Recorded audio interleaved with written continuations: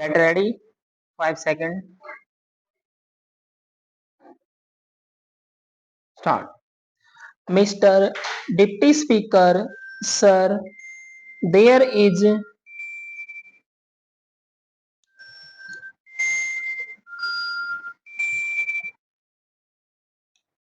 a ban on transporting agriculture produce from one part to another part of the country. During the last session, the Honorable Minister had announced that this ban will be lifted, but it has not been done till now. The farmers are unable to take their produce to any part of the country as a result of total neglect towards agriculture. The allocation given to this field has decreased from 4% to 3% in the annual plan outlay.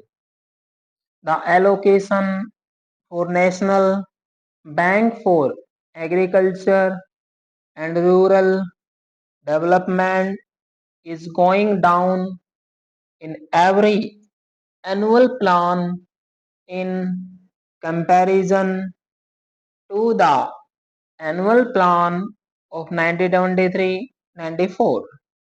Similarly, only 6% amount has been provided for loans and electricity. There has been no considerable increase in it in the last year. This step of the government is totally unjustified towards the farmers and agriculture. The continuous decrease in the ground water level is also a matter of grave concern. Ever since the Congress party has come to power, there has been 10% difference between the estimated capacity and actual utilization of irrigation potential. If this gap had been filled, it would have increased the food grain production. Not only our country would have become self-reliant in food grains, but it would have been also able to export them. Several big projects are lying pending, and near about 70% of land is deprived of irrigation. Same is the condition of forest areas also.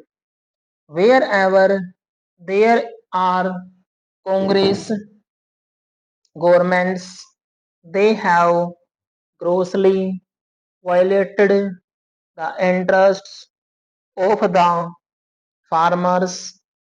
The network of multinational companies is separating in our country, which will create problems for the farmers.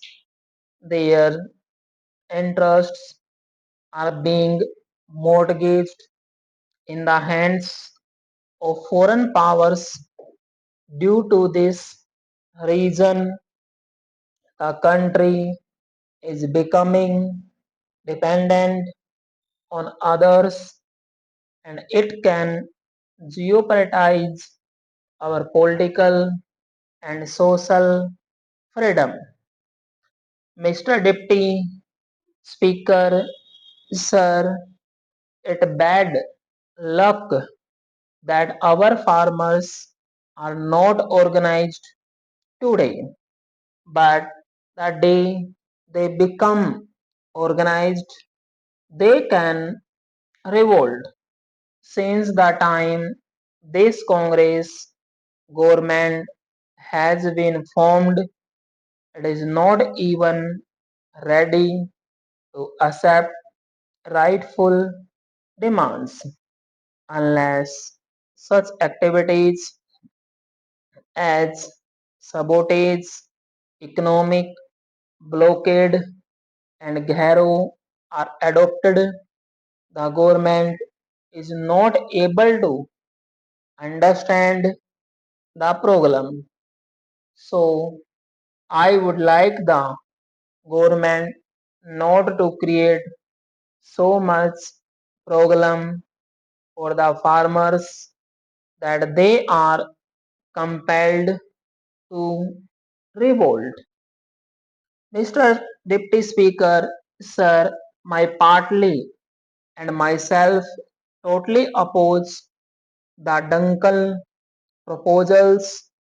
It is very regretful that these proposals have caused infighting among the capital members.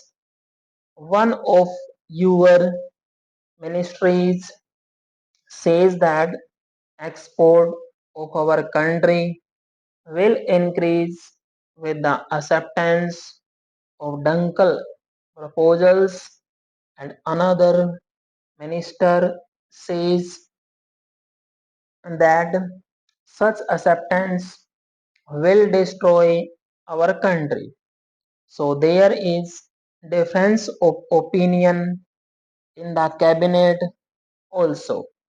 One minister is opposing while another minister is supporting the Dunkel proposals.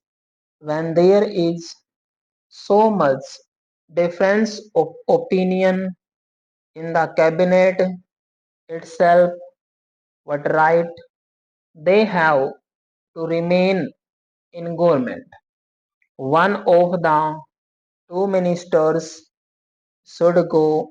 The minister who is opposing his government's policy should resign.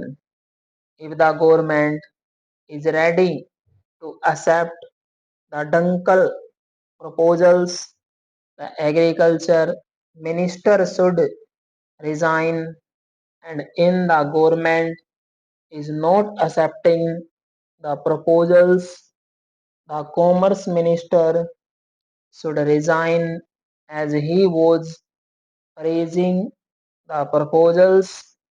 When the farmers resort to agitation for their democracy, the demands the entire government will have to resign. Mr. Deputy Speaker, sir, our country is severely affected by drought at present. Odisha, Bihar, Maharashtra, and eastern part of Uttar Pradesh are affected by drought, but our central government decides everything in a haphazard manner. The Prime Minister surveys a state for once and gives rupees 10 crores, rupees 20 crores, or rupees 50 crores. Then he goes to another state. Such a haphazard manner cannot solve the problem. There should be a permanent solution. Even after 65 years of independence, the government has not been able to control drought. Maximum rainwater is wasted and there is no storage facility. Sir, Andhra Pradesh is also severely affected by drought and the situation has become so worse that the farmers are forced to kill their own children. Neither there is fodder nor water for their cattle. Sir, it is just opposite in Karnataka. It is affected by floods which have caused a lot of damage. On the one hand, there is devastation due to heavy rains.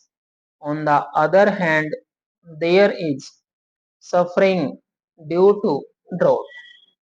I have read the draft of the agriculture policy. I do not think that the Honorable Minister of Agriculture has paid any attention towards this problem. I would like to submit that this agriculture policy is unfavorable to the farmers. No facilities are being provided to them and agricultural inputs are being made costlier. Injustice is being done to them. 80% of the population of this country are cultivators and the government should think about their welfare. If this is not done, then 80% population will resort to agitation as I have said earlier also. Stop.